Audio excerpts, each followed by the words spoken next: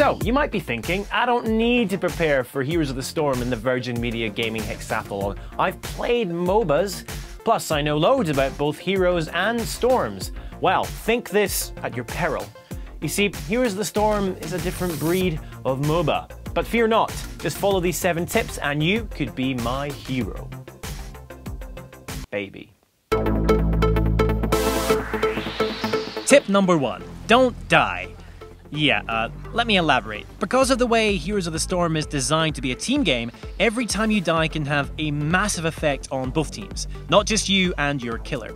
You see, HotS is all about getting experience quicker than the opposition, and you do this early on by farming minions in your lane. However, by running off and dying stupidly, you give the enemy team a small XP boost, and also slow down your team's level progression, because at that time you won't be contributing, because you're dead. Simply being in lane to soak up XP is super important. So, and I know this is counterintuitive, but don't be a hero. At least not early on. And speaking of early game, PvP fights at this time pose a lot of risk for not much reward. Hero kills in the early game won't net you much XP for the team at all.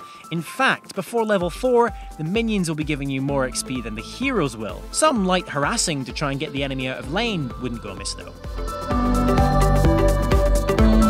While it will be frustrating to see that enemy get away with a slither of health, if you do chase them, at best, you'll be costing your team valuable XP by not being in lane, and at worst, you'll run straight into an enemy trap where you will wind up dying a death. To recall why that's bad, refer to tip number 1. If your team is level 9 and the opponents are level 10, then do as Iron Maiden do, and run for the hills. Level 10 you see is where players unlock their heroic abilities.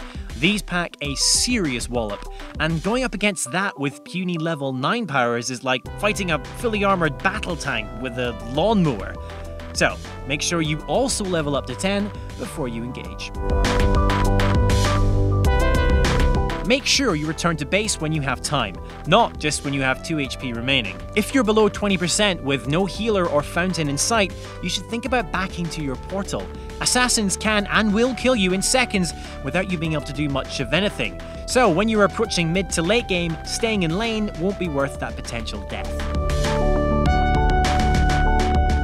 With 40 characters and 7 maps to play with, there's a lot to learn.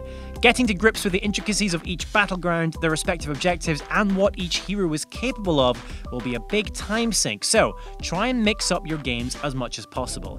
Even if you don't plan to play all the characters, it's good to know what the enemy is capable of. To help with this, there is the unique Try Hero function, so you can see the full list of all the heroes, talents, and crucially, their heroic skills. This is valuable information, so do as Rage Against the Machine do, and know your enemy. Objectives in HotS are one of the ways it stands out as a MOBA, and these can be critical in securing the win for your team. That being said, most of these objectives are designed to be tackled as a team and need to be treated as such.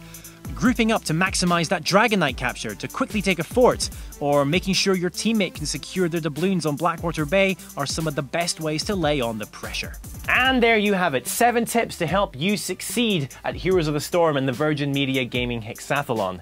Now next time around we're going to say fond farewell to MOBAs and instead embrace the loving arms of the sci-fi FPS. Yep, it's time to meet your destiny. By which I mean talk about destiny.